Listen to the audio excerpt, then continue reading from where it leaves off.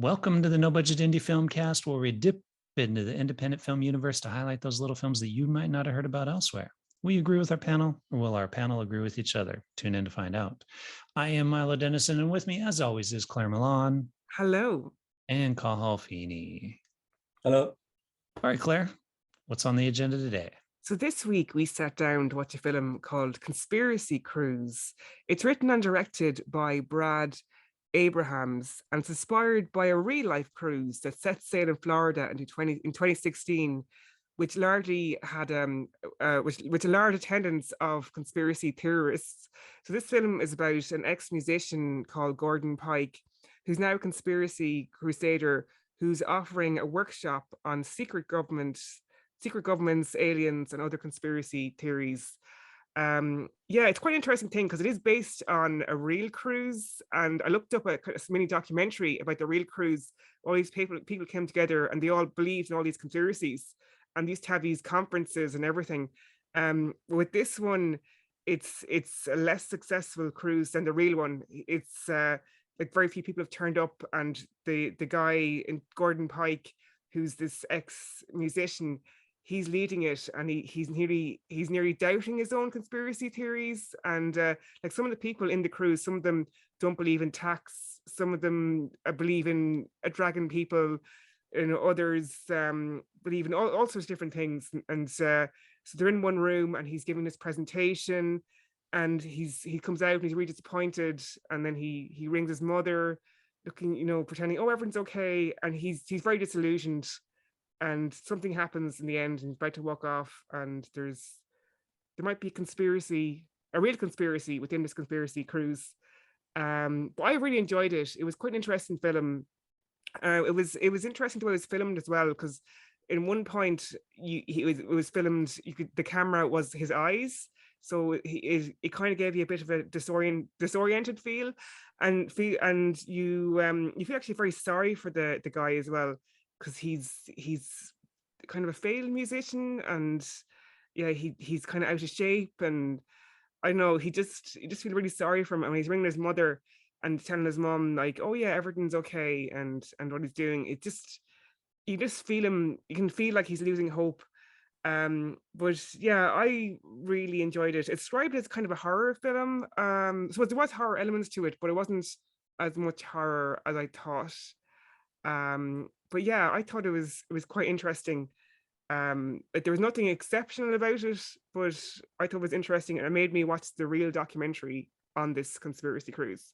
So was the real cruise called Conspiracy Theory Cruise? Yeah, I think it was called Conspiracy Cruise. Yeah, wow. It was actually was really successful. They had loads and loads of people. And people were talking about all conspiracy stuff. And there was one journalist went in, and she thought this is absolutely daft. And she tried to ask them, quiz them about some of the conspiracies, and they didn't really have an answer. I mean, it was interesting, crazy, but maybe there's conspiracies that are true. We just don't know. So yeah. We don't. So, no, we think true. Maybe it's a conspiracy until it's proven to be true. Exactly. Like maybe we believe stuff, and like that maybe it's not true, and the stuff we think is crazy is true, especially with what's going on. I know there's especially with the war at the moment, which is horrific. There's a lot of propaganda on both sides, and it's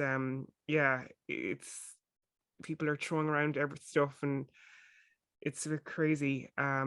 But yeah, I don't know, what do you guys think of the film? It was interesting. It was kind of funny how it is in essence basically just making fun of these people. And there's when they're in the conference room and he's complaining about that there's only 13 people. I was like, yeah, I don't believe that there'd only be 13 people either. I bet you something like that would be way more full of people. Yes. So it's nice to hear that the real life one actually had a ton of people, because it's like, yeah, I believe that. I believe there are that many people on that are crazy like that. It was an interesting concept and story. The ending was a bit out there, but it was kind of a fun little take on it. The actor was well cast. It's that scene where he's in his room and he's basically in his underwear, and you're just like, dude, I don't need to see this, because I he's out know. of shape, he's got hair everywhere. I know. He's ringing his And he's mother. doing that scene for quite a bit, and it's like, okay. Fair play to the actor. That's what I'm saying. Props to him for being gutsy about doing that. Good job. My typical complaint about the extreme close-up shaky camera nonsense, some of it did actually work in this case. Like you mentioned, the shots where it's from his point of view and the shots when they're in the room and things are happening. In those situations, it actually worked for me. It didn't work in the conference room when he's giving the speech. But it was kind of a fun little movie. Yeah, it didn't really set me on fire, but I also didn't dislike it, I guess. Yeah, it was quite expensive, wasn't it? The attendance fee. I thought. I remember at one point it jumped out. Well, who spends that amount of money? It's kind of like the Fire Festival. You know that? Did you ever seen that documentary? Well, it wasn't. This wasn't as bad as the Fire Festival, but you just imagine, like, these people are charged like whatever. That was €2,000 dollars or something. And they're probably at least have food here, but like they're right thinking, oh my god. I don't know if that money covered the cost of the cruise at the conference. Yeah. Well, like conspiracy theorists, it's an easy target, and deservedly, but a film like this almost writes itself. But I was impressed by it, I have to say. I know it wasn't sort of over the top preachy, like, hey, look at how stupid these people are. It sort of presented them as ordinary people who believed crazy things. But I did like the way it sort of juxtaposed this idea of the IRS being these agents for the day, and like at the end, as you mentioned, the end, like, that it was a bit surreal, I suppose, to finish.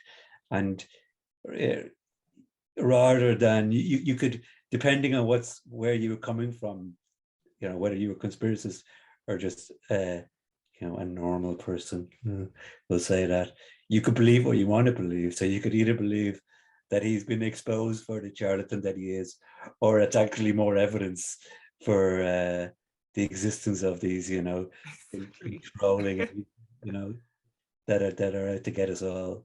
But I thought it was very good. I mean, it could have been, over the top, and like I said, really really easy targets. So there could have been a lot of ways to go, but I thought it was very, very well done. Yeah, I think they got the tone right.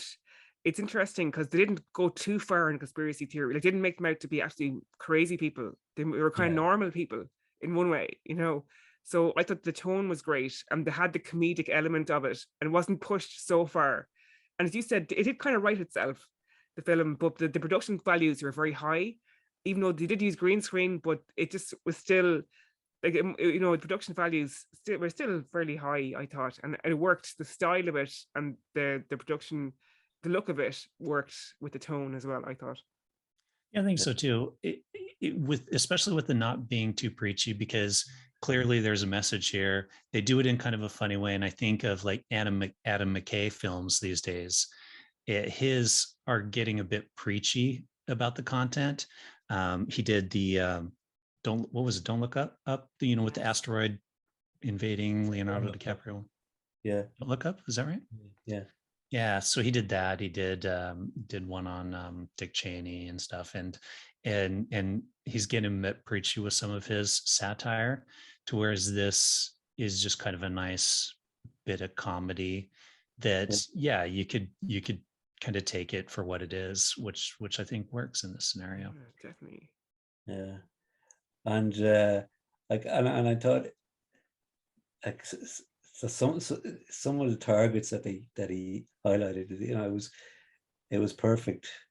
I mean, for instance, I've met some conspiracy theorists, or I've been exposed to some, say, particularly over the last couple of years, and I'd have an answer for everything. Like they're bulletproof in their belief, and their ultimate sort of last ditch defense is that's what they want you to believe. And they did enough to use that in the show. When he comes out and says maybe we're wrong. That's what they want you to believe. So I did have a chuckle at that line. All right. All right. Well, should we rate it? Great. Carl, you want to go first? You want me to go? Yeah, no. I actually like that. I mean, I thought there's probably millions of these type of films out there, have poking fun at conspiracy theories, but I did think it really it struck the right balance, and it was clever, creative, particularly at the end. So I will give it 4 stars. Yeah, I agree. It was a nice balance. It was light. It wasn't necessarily mean in its portrayal. I don't know. Do I like it 4-star? Like, I'm gonna go 3.5. I'm gonna do one of your half stars. 3.5. Yeah, so for me, they got the tone spot on, and I thought, they weren't too preachy with a message that could easily be too preachy. I really enjoyed it, and it made me look up the real documentary afterwards. So for me, it's 4 stars. All right. Well, you heard it here, No Budget Filmcast audience. We think you should check this film out. It's a bit of fun. It is called Conspiracy Cruise. We'll, of course, throw a link in the notes, or just do a search for it on YouTube. It's on Omletto. And with that, we will say you can follow us on Instagram, Twitter, or Facebook at No Budget Show. And, well, goodbye. Goodbye. Bye. Bye.